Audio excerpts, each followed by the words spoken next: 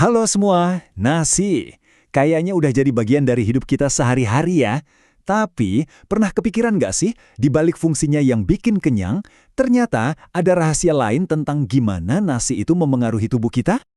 Ya, selain bikin perut penuh, sebetulnya nasi itu ngasih apa lagi sih ke badan kita? Jawabannya, ternyata nggak sesimpel yang kita kira. Mungkin ini bakal ngubah cara pandang kamu soal nasi loh. Nah, untuk menjawabnya, kita coba pakai kacamata yang sedikit berbeda yuk.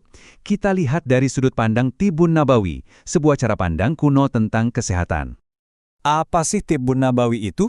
Gampangnya gini, ini adalah sistem kesehatan tradisional yang fokus banget untuk mencapai keseimbangan alami di dalam tubuh. Salah satu caranya, ya lewat apa yang kita makan. Dan disinilah kuncinya. Menurut cara pandang ini, setiap makanan, termasuk nasi, itu punya sifat atau karakter bawaan. Dan sifat inilah yang bisa memengaruhi kondisi tubuh kita secara langsung. Sifat yang dimaksud itu adalah konsep panas dan dingin. Oke, mari kita bedah lebih dalam apa sih maksudnya. Tunggu dulu. Penting banget nih buat dicatat. Ini sama sekali bukan soal suhu, panas atau dingin yang bisa kita rasain. Bukan soal nasi yang masih ngebul dari rice cooker. Ini lebih ke efeknya terhadap metabolisme dan energi di dalam tubuh kita.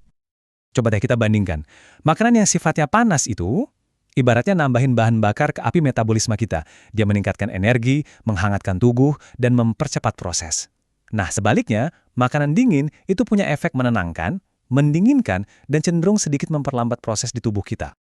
Oke, sekarang bagian yang seru nih. Gimana konsep ini kalau kita terapkan ke nasi?